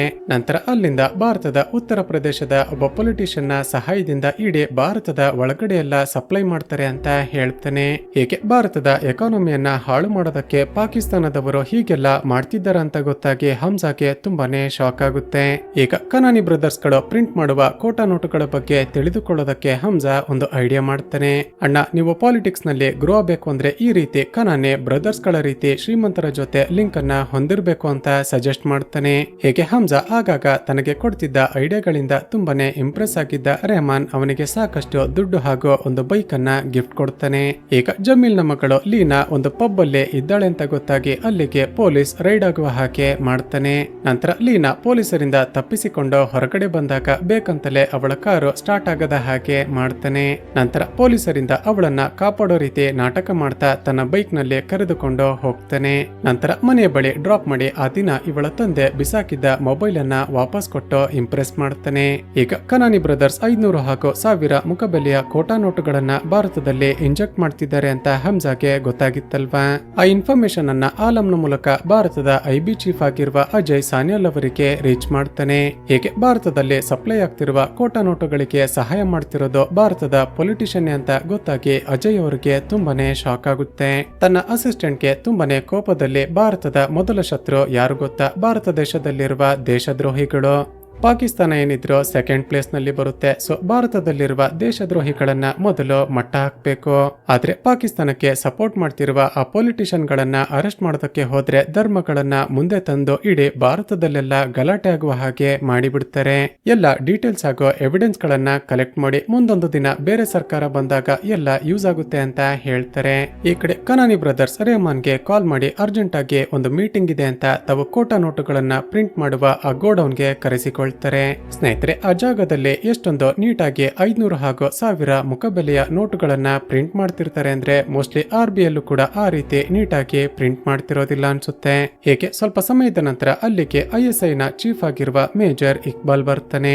ಈಗ ಇಕ್ಬಾಲ್ ರೆಹಮಾನ್ಗೆ ಹೇಳೋದೇನಂದ್ರೆ, ರೆಹಮಾನ್, ನಿನಗೆ ಬಲೂಚಿಸ್ತಾನದಲ್ಲಿ ಸ್ಟ್ರಾಂಗ್ ಆಗಿರುವ ಹೋಲ್ಡ್ ಇದೆ ಅಂತ ಗೊತ್ತಾಯ್ತು. ನೀವು ಕೂಡ ಒಬ್ಬ ಬಲೂಚಿ ಲೀಡರ್ ಆಗಿರುವ ಕಾರಣ ನೀವು ಏನೇ ಹೇಳಿದ್ರು ಕೂಡ ಆ ಜಾಗದ ಜನಗಳು ಕೇಳ್ತಾರೆ. ನಿಮಗೇನೆ ಗೊತ್ತಿರೋ ಹಾಗೆ ಬಲೂಚಿಸ್ತಾನದವರು ಪಾಕಿಸ್ತಾನದಿಂದ ಬೇರೆ ಆಗ್ಬೇಕು ಅಂತ ನಮ್ಮ ಜೊತೆ ಹೋರಾಡೋದಕ್ಕೆ ಸಾಕಷ್ಟು ಆಯುಧಗಳನ್ನ ತಂದಿಟ್ಟುಕೊಂಡಿದ್ದಾರೆ. ಜೊತೆಗೆ ದುಡ್ಡಿಗೆ ಅವರು ಬೇರೆಯವರಿಗೂ ಕೂಡ ಆಯುಧಗಳನ್ನ ಸಪ್ಲೈ ಮಾಡ್ತಾರೆ ಅಂತ ಕೂಡ ಗೊತ್ತಾಯ್ತು. ನೀವು ನಮಗೊಂದು ಸಹಾಯ ಮಾಡಿ ಬಲೂಚಿಸ್ತಾನದಿಂದ ನಮಗೆ ಒರಿಜಿನಲ್ ಆಯುಧಗಳನ್ನ ತಂದುಕೊಡಿ. ಆದ್ರೆ ಎಲ್ಲ ವೆಪನ್ಸ್ ಹಾಗೂ ಗನ್ಗಳ ಮೇಲೆ ಮೇಡ್ ಇನ್ ಅಮೆರಿಕಾ ಅಥವಾ ಮೇಡ್ ಇನ್ ರಷ್ಯಾ ಅಂತ ಬರೆಯೋದಕ್ಕೆ ಹೇಳಿ. ಯಾಕಂದ್ರೆ ಆ ವೆಪನ್ಸ್ ಅನ್ನ ಯೂಸ್ ಮಾಡ್ಕೊಂಡು ಭಾರತದ ಮೇಲೆ ಒಂದು ದೊಡ್ಡ ಅಟ್ಯಾಕ್ ಮಾಡಬೇಕು ಅಂತ ಪ್ಲಾನ್ ಮಾಡ್ತಿದ್ದೀವಿ. ಮುಂದೆ ಯಾವತ್ತಾದ್ರೂ ಇನ್ವೆಸ್ಟಿಗೇಷನ್ ಆದ್ರೆ ಆ ವೆಪನ್ಸ್ ಗಳು ಪಾಕಿಸ್ತಾನದ್ದು ಅಂತ ಯಾರಿಗೋ ಗೊತ್ತಾಗಬಾರ್ದು ಅಂತ ಹೇಳ್ತಾನೆ. ಸ್ನೇಹಿತರೆ, ಇಲ್ಲಿ ಇನ್ನೊಂದು ವಿಷಯ ಏನಂದ್ರೆ, ಬಲೂಚಿಗಳು ಪಾಕಿಸ್ತಾನದಿಂದ ಬೇರೆ ಆಗ್ಬೇಕು ಅಂತ ಯಾವಾಗ ನೋಡಿದ್ರು ಪಾಕಿಸ್ತಾನದ ಆರ್ಮಿ ಜೊತೆ ಹೊಡೆದಾಡಿಕೊಳ್ತಿರ್ತಾರೆ. ಸೊ ತಾವೇ ಡೈರೆಕ್ಟ್ ಆಗಿ ಹೋಗಿ ಬಲೂಚಿಗಳ ಬಳಿ ವೆಪನ್ಸ್ ಕೇಳಿದ್ರೆ ಕೊಡೋದಿಲ್ಲ ಅಂತ ರೆಹಮಾನ್ ಬಳಿ ಬಂದಿರ್ತಾನೆ. ಅದಕ್ಕೆ ಅಲ್ಲೇ ಇದ್ದ ಉಜೇರ್ ಕೇಳ್ತಾನೆ, ನೀವು ಆ ವೆಪನ್ಸ್ ಅನ್ನ ಯಾವಾಗ ಮತ್ತು ಎಲ್ಲಿ ಯೂಸ್ ಮಾಡ್ತೀರಾ ಅಂತ ಹೇಳಿದ್ರೆ ಮಾತ್ರ ಸಪ್ಲೈ ಮಾಡ್ತೀವಿ. ಆಗ ಅಲ್ಲೇ ಇದ್ದ ಮತ್ತೊಬ್ಬ ಉಗ್ರಗಾಮಿ ಬುಟ್ಟೋವಿ ಹೇಳೋದೇನಂದ್ರೆ, ಬರುವ ಅಕ್ಟೋಬರ್ 3ನೇ ತಾರೀಕು ಭಾರತದ ಮೇಲೆ ಒಂದು ದೊಡ್ಡ ಅಟ್ಯಾಕ್ ಮಾಡ್ತೀವಿ. ಭಾರತದ ಮೇಲೆ ಅಟ್ಯಾಕ್ ಮಾಡೋದಕ್ಕೆ ಹುಡುಗರನ್ನ ಆಗಲೇ ಟ್ರೈನ್ ಮಾಡ್ತಿದ್ದೀವಿ. ನೀವು ಹೇಗಾದ್ರೂ ಮಾಡಿ ಅಕ್ಟೋಬರ್ 3ನೇ ತಾರೀಕಿನ ಒಳಗೇನೆ ವೆಪನ್ಸ್ ಗಳನ್ನ ಸಪ್ಲೈ ಮಾಡಿ ಅಂತ ರಿಕ್ವೆಸ್ಟ್ ಮಾಡ್ತಾನೆ. ಕೊನೆಗೆ ಎಲ್ಲರೂ ಎಲೆಕ್ಷನ್ ನಲ್ಲಿ ರೆಹಮಾನ್ಗೆ ಸಪೋರ್ಟ್ ಮಾಡ್ತೀವಿ ಅಂತ ಹೇಳಿದ ಕಾರಣ ಕೊನೆಗೂ ರೆಹಮಾನ್ ಆ ಡೀಲ್ಗೆ ಒಪ್ಪಿಕೊಳ್ತಾನೆ. ಹೀಗೆ day by day Rahman politics ನಲ್ಲಿ ಗ್ರೋತ್ ಆಗ್ತಿರೋದನ್ನ ನೋಡಿದ ಜಮೀಲ್ಗೆ ಹೊಟ್ಟೆ ಉರಿ ಶುರುವಾಗುತ್ತೆ. ಈಗ ರೆಹಮಾನ್ ಅನ್ನ ಮಟ್ಟ ಹಾಕ್ಬೇಕು ಅಂದ್ರೆ ಸಸ್ಪೆಂಡ್ ಆಗಿರುವ ಎನ್ಕೌಂಟರ್ ಸ್ಪೆಷಲಿಸ್ಟ್ ಚೌಧರಿ ಅಸ್ಲಂ ಡ್ಯೂಟಿಗೆ ವಾಪಸ್ ಬರಬೇಕು ಅಂತ ಅವನ ಸಸ್ಪೆನ್ಷನ್ ಅನ್ನ ಕ್ಯಾನ್ಸಲ್ ಮಾಡಿಸ್ತಾನೆ. ಸ್ನೇಹಿತರೆ, ಪೊಲೀಸ್ ಆಫೀಸರ್ ಆಗಿರುವ SP ಚೌಧರಿ ಅಸ್ಲಂ ತುಂಬಾನೇ ಡೇರಿಂಗ್ ಆಫೀಸರ್ ಆಗಿದ್ದು ಆಲ್ಮೋಸ್ಟ್ ರೆಹಮಾನ್ ಡಕಾಯತ್ ನನ್ನ ಈ ಹಿಂದೆ ಎನ್ಕೌಂಟರ್ ಮಾಡೋದಕ್ಕೇನೆ ಹೋಗಿರ್ತಾನೆ. ಆದ್ರೆ ಜಮೀಲೆ ಎಲೆಕ್ಷನ್ ನಲ್ಲಿ ತನಗೆ ಸಪೋರ್ಟ್ ಮಾಡ್ತಾನೆ ಅಂತ ಚೌಧರಿ ಅಸ್ಲಂ ನನ್ನ ಸಸ್ಪೆಂಡ್ ಮಾಡಿ ರೆಹಮಾನ್ ನನ್ನ ಕಾಪಾಡಿಕೊಂಡಿರ್ತಾನೆ. ಈ ಕಡೆ ಹಮ್ಜಾ ರಾತ್ರಿ ಹೊತ್ತು ಯಾರಿಗೋ ಗೊತ್ತಾಗದ ಹಾಗೆ ಆಲಂನ ಬಳಿ ಹೋಗಿ ಮೇಜರ್ ಇಕ್ಬಾಲ್ ಭಾರತದ ಮೇಲೆ ಅಟ್ಯಾಕ್ ಮಾಡೋದಕ್ಕೆ ಪ್ಲಾನ್ ಮಾಡ್ತಿರೋದನ್ನ ಇನ್ಫಾರ್ಮ್ ಮಾಡ್ತಾನೆ. ಈಗ ಆಲಂ ಹಾಗೂ ಹಮ್ಜಾ ಏನಂದುಕೊಳ್ತಾರೆ ಅಂದ್ರೆ, ಅಕ್ಟೋಬರ್ 3ನೇ ತಾರೀಕಿಗೆ ಉಗ್ರಗಾಮಿಗಳು ಭಾರತಕ್ಕೆ ಹೋಗ್ತಿದ್ದಾರೆ ಅಂದ್ರೆ ಖಂಡಿತ ಸಮುದ್ರದ ಮೂಲಕನೇ ಹೋಗ್ತಾರೆ. ಹಾಗಾದ್ರೆ ಖಂಡಿತ ಅವರ ಟಾರ್ಗೆಟ್ ಭಾರತದ ಗುಜರಾತ್ ಆಗಿರುತ್ತೆ ಅಂತ ತಕ್ಷಣವೇ ಭಾರತದ ಇಂಟೆಲಿಜೆನ್ಸ್ ಕಮಿಟಿಗೆ ಇನ್ಫಾರ್ಮ್ ಮಾಡ್ತಾರೆ. ಆದ್ರೆ ಭಾರತದಲ್ಲಿ ಕೆಲಸ ಮಾಡ್ತಿದ್ದ ನಿಷ್ಪ್ರಯೋಜಕ ಆಫೀಸರ್ಗಳು ನೋಡಿದ್ರೆ ಆ ಇನ್ಫಾರ್ಮೇಶನ್ ಅನ್ನ ಭಾರತದ ನೇವಿಗೆ ಪಾಸ್ ಮಾಡಿ ಸುಮ್ಮನಾಗಿ ಬಿಡುತ್ತಾರೆ. ಈ ಕಡೆ ರೆಹಮಾನ್ ಬಲೂಚಿಗಳ ಲೀಡರ್ ಆಗಿರುವ ಶಿರಾನಿಯನ್ನ ಮೀಟ್ ಮಾಡಿ ಮೇಜರ್ ಇಕ್ಬಾಲ್ ಕೇಳಿದಷ್ಟು ವೆಪನ್ ಅನ್ನ ಪರ್ಚೇಸ್ ಮಾಡುತ್ತಾನೆ. ಈಗ ಮೇಜರ್ ಇಕ್ಬಾಲ್ ಕೇಳಿದ ಹಾಗೆ ವೆಪನ್ಸ್ ಗಳು ಸಿಕ್ತಿದ್ದ ಹಾಗೆ ಹಮ್ಜಾಗೆ ತುಂಬಾನೇ ಶಾಕ್ ಆಗುತ್ತೆ. ಆದ್ರೆ ಅದನ್ನ ಹೊರಗಡೆ ತೋರಿಸಿಕೊಳ್ಳದೆ ಆ ವೆಪನ್ಸ್ ಗಳು ತುಂಬಾನೇ ಸ್ಟ್ರಾಂಗ್ ಆಗಿದೆ ಅಂತ ಖುಷಿ ಪಡೋ ರೀತಿ ನಾಟಕ ಮಾಡ್ತಾನೆ. ಈ ಕಡೆ ಜಮೀಲ್ ನೋಡಿದ್ರೆ SP ಚೌಧರಿಯನ್ನ ಮನೆಗೆ ಕರೆಸಿ ಆ ರೆಹಮಾನ್ ಅನ್ನ ಹೇಗಾದ್ರೂ ಮಾಡಿ ಎನ್ಕೌಂಟರ್ ಮಾಡು, ನೀನು ಕೇಳಿದ ಸಪೋರ್ಟ್ ಮಾಡ್ತೀನಿ ಅಂತ ಹೇಳ್ತಾನೆ. ಅದಕ್ಕೆ ಚೌಧರಿ, ಸರಿ ನೀವು ಹೇಳಿದ ಕೆಲಸ ಮಾಡ್ತೀನಿ, ಆದ್ರೆ ನನಗೆ ಈಗ ಡಿಪಾರ್ಟ್ಮೆಂಟ್ ನಲ್ಲಿರುವ ಪೊಲೀಸರು ಬೇಡ, ನನಗೊಂದು ಸ್ಪೆಷಲ್ ಟೀಮ್ ಬೇಕು, ಆ ರೀತಿ ಪರ್ಮಿಷನ್ ಕೊಟ್ರೆ ಮಾತ್ರ ಅವನನ್ನ ಎನ್ಕೌಂಟರ್ ಮಾಡ್ತೀನಿ ಅಂತ ಹೇಳ್ತಾನೆ. ಹೀಗೆ ಲೀನಾ ಕ್ಯಾಶುವಲ್ ಆಗಿ ಮಾತನಾಡ್ತಿದ್ದಾಗ ಹಮ್ಜಾಗೆ SP ಚೌಧರಿ ಅಸ್ಲಾಂ ಆಗಾಗ ನಮ್ಮ ಮನೆಗೆ ಬಂದು ಹೋಗ್ತಿದ್ದಾರೆ ಅಂತ ಇನ್ಫಾರ್ಮ್ ಮಾಡ್ತಾಳೆ. ಈಗ ಜಮೀಲ್ ಹಾಗೂ ಚೌಧರಿ ಏನೋ ಪ್ಲಾನ್ ಮಾಡ್ತಿದ್ದಾರೆ ಅಂತ ನೆಕ್ಸ್ಟ್ ಟೈಮ್ ಅವರು ಮನೆಗೆ ಬಂದಾಗ ಏನನ್ನ ಮಾತನಾಡ್ತಾರೆ ಅಂತ ಅಬ್ಸರ್ವ್ ಮಾಡು ಅಂತ ಹೇಳ್ತಾನೆ. ಈ ಕಡೆ IB ಚೀಫ್ ಆಗಿರುವ ಅಜಯ್ ಸಾನ್ಯಾಲ್ ಅವರು ಕೊನೆಗೂ ಆ ಪಾಕಿಸ್ತಾನದವರಿಗೆ ನಾವು ನೋಟ್ಗಳನ್ನ ಪ್ರಿಂಟ್ ಮಾಡುವ ಪ್ಲೇಟ್ಗಳು ಹೇಗೆ ಸಿಕ್ತು ಅಂತ ಪತ್ತೆ ಮಾಡಿರ್ತಾರೆ. ಸ್ನೇಹಿತರೆ, ಈಗ ರಿವೀಲ್ ಆಗುವ ಶಾಕಿಂಗ್ ಟ್ವಿಸ್ಟ್ ಏನ್ ಗೊತ್ತಾ, 2005ರಲ್ಲಿ ಭಾರತದ ಸೆಂಟ್ರಲ್ ಮಿನಿಸ್ಟರ್ ಒಬ್ಬ ತನ್ನ ಮಗನ ಜೊತೆ ದುಬೈಗೆ ಹೋಗಿ ಮೇಜರ್ ಇಕ್ಬಾಲ್ ಹಾಗೂ ಕನಾನೆ ಬ್ರದರ್ಸ್ ಅನ್ನ ಮೀಟ್ ಮಾಡಿರ್ತಾನೆ. ಆಗ ಎಲ್ಲ ಸೇರಿ ಏನೋ ಒಂದು ದೊಡ್ಡ ಡೀಲ್ ಅನ್ನ ಮಾಡಿರ್ತಾರೆ.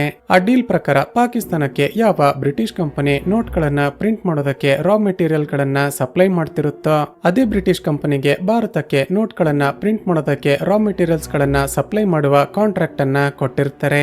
ಸರ್, ಅಷ್ಟು ಮಾತ್ರವಲ್ಲದೆ 2 ವರ್ಷಗಳ ನಂತರ ನೋಟ್ಗಳಲ್ಲಿ ಏನೋ ಚೇಂಜಸ್ ಮಾಡಬೇಕು ಅಂತ ನಾಟಕ ಮಾಡಿ ಫಾರಿನ್ ಗೆ ಹೋಗಿ ಆ ನಂಬರ್ ಪ್ಲೇಟ್ ಗಳನ್ನ ಕನಾನೆ ಬ್ರದರ್ಸ್ಗೆ ಕೊಟ್ಟು ಬಂದಿದ್ದಾರೆ.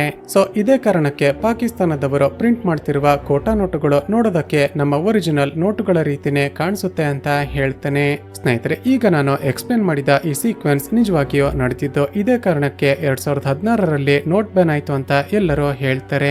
ಸೊ ನಿಮ್ಗೇನ್ ಅನ್ಸುತ್ತೆ, ಇದು ನಿಜ ಇರ್ಬೋದಾ ಅಥವಾ ಸುಳ್ಳಿರ್ಬೋದಾ ಅಂತ ಕೆಳಗಡೆ ಕಮೆಂಟ್ ನಲ್ಲಿ ಮೆನ್ಷನ್ ಮಾಡಿ. ಹೇಗೆ ಐಬಿ ಚೀಫ್ ಅಜಯ್ ಅವರಿಗೆ ಭಾರತದವರೇ ನಮ್ಮ ದೇಶಕ್ಕೆ ಮೋಸ ಮಾಡ್ತಿರೋದನ್ನ ನೋಡಿ ತುಂಬಾನೇ ಕೋಪ ಬರುತ್ತೆ. ಈಗ ಮತ್ತೆ ಈಗೇನಾದ್ರೂ ಇದನ್ನ ಎಕ್ಸ್ಪೋಸ್ ಮಾಡಿದ್ರೆ ಇದು ಖಂಡಿತ ಅಪೋಸಿಷನ್ ಪಾರ್ಟಿಯವರು ಮಾಡ್ತಿರುವ ಪ್ರೊಪಗಂಡಾ ಅಂತ ನಮ್ಮನ್ನೇ ಬ್ಲಾಕ್ ಲಿಸ್ಟ್ ಮಾಡ್ತಾರೆ. ಪ್ರತಿಯೊಂದು ಎವಿಡೆನ್ಸ್ ಅನ್ನು ಕಲೆಕ್ಟ್ ಮಾಡ್ಕೊಳ್ಳಿ, ಮುಂದೊಂದು ದಿನ ಯೂಸ್ ಆಗುತ್ತೆ ಅಂತ ಹೇಳ್ತಾರೆ. ಈ ಕಡೆ ಮೇಜರ್ ಇಕ್ಬಾಲ್ ಕೇಳಿದ ವೆಪನ್ಸ್ ಗಳನ್ನ ಸಪ್ಲೈ ಮಾಡೋದಕ್ಕೆ ಅಂತ ಹೋಗ್ತಿರುವಾಗ್ಲೇ ರೆಹಮಾನ್ನ ಚಿಕ್ಕ ಮಗನಿಗೆ ಹುಷಾರಿಲ್ಲ ಅಂತ ಆತ ಹಾಗೂ ಅವನ ಹೆಂಡತಿ ಹಾಸ್ಪಿಟಲ್ಗೆ ಹೋಗ್ತಾರೆ. ತಕ್ಷಣ ಉಜೇರ್ ಹಾಗೂ ಹಮ್ಜಾಗೆ ಆ ವೆಪನ್ಸ್ ಗಳನ್ನ ಇಕ್ಬಾಲ್ಗೆ ಸಪ್ಲೈ ಮಾಡಿ ಕ್ಯಾಶ್ ಅನ್ನ ಕಲೆಕ್ಟ್ ಮಾಡ್ಕೊಳ್ಳಿ ಅಂತ ಹೇಳ್ತಾನೆ. ಹೀಗೆ ಎಲ್ಲರೂ ಗಾಬರಿಯಾಗಿದ್ರೆ ಮನೆ ಕೆಲಸದವನು ಯಾರಿಗೋ ಕಾಲ್ ಮಾಡಿ ಖುಷಿಯಾಗಿ ಮಾತನಾಡ್ತಿರೋದನ್ನ ಹಮ್ಜಾ ಅಬ್ಸರ್ವ್ ಮಾಡ್ತಾನೆ. ನಂತರ ಮೇಜರ್ ಇಕ್ಬಾಲ್ ಬಳಿ ಹೋಗಿ ಆತ ಕೇಳಿದ ಹಾಗೆ ವೆಪನ್ ಅನ್ನ ಸಪ್ಲೈ ಮಾಡಿ ಡಾಲರ್ಸ್ ಅಲ್ಲಿ ದುಡ್ಡನ್ನ ಇಸ್ಕೋತಾರೆ. ನಂತರ ಅಲ್ಲಿಂದ ಹೊರಡುವಾಗ ತಾವು ಸಪ್ಲೈ ಮಾಡಿರುವ ವೆಪನ್ ಗಳನ್ನ ಭಾರತದ ಮೇಲೆ ಅಟ್ಯಾಕ್ ಮಾಡೋದಕ್ಕೆ ಹೋಗ್ತಿರುವ ಉಗ್ರಗಾಮಿಗಳಿಗೆ ಕೊಡ್ತಿರೋದನ್ನ ನೋಡಿ ಯಾವಾಗ ಹೋಗ್ತಿದ್ದೀರಾ ಅಂತ ಕೇಳ್ತಾನೆ. ಅದಕ್ಕೆ ಇಕ್ಬಾಲ್ ಹೇಳೋದೇನಂದ್ರೆ, ನಾವು ಭಾರತದ ಮೇಲೆ ಅಕ್ಟೋಬರ್ 3ನೇ ತಾರೀಕು ಅಟ್ಯಾಕ್ ಮಾಡಬೇಕು ಅಂತ ಪ್ಲಾನ್ ಮಾಡಿದ್ವಿ. ಆದರೆ ಪಾಕಿಸ್ತಾನದಲ್ಲಿರುವ ಭಾರತದ ಸ್ಪೈ ಒಬ್ಬ ಇಂಡಿಯನ್ ಇಂಟೆಲಿಜೆನ್ಸ್ಗೆ ಇದನ್ನ ಇನ್ಫಾರ್ಮ್ ಮಾಡಿದ್ದಾನೆ. ಸೊ ನಮ್ಮ ಪ್ಲಾನ್ ಅನ್ನ ಚೇಂಜ್ ಮಾಡಿ ಭಾರತದ ಮೇಲೆ ಅಟ್ಯಾಕ್ ಮಾಡುವ ಡೇಟ್ ಅನ್ನ ಚೇಂಜ್ ಮಾಡಿದ್ದೀವಿ ಹಾಗೂ ಆ ಇಂಡಿಯನ್ ಸ್ಪೈ ಅನ್ನ ಕ್ಯಾಪ್ಚರ್ ಮಾಡಿದ್ದೀವಿ. ನೀನು ಕೂಡ ನೋಡುವಂತ ಅವನನ್ನ ಒಂದು ರೂಮ್ಗೆ ಕರೆದುಕೊಂಡು ಹೋಗ್ತಾನೆ. ಸ್ನೇಹಿತರೆ, ಚಿತ್ರದಲ್ಲಿ ಈ ಸೀನ್ ಎಷ್ಟೊಂದು ಬ್ರೂಟಲ್ ಆಗಿತ್ತು ಅಂದ್ರೆ ಲಿಟ್ರಲಿ ಭಾರತದ ಸ್ಪೈಗಳು ಶತ್ರು ದೇಶದವರ ಕೈಗೆ ಸಿಕ್ಕಿ ಹಾಕಿಕೊಂಡಾಗ ಎಷ್ಟೆಲ್ಲ ಹಿಂಸೆ ಪಡ್ತಾರೆ ಅಂತ ತುಂಬಾನೇ ಬೇಜಾರಾಗುತ್ತೆ.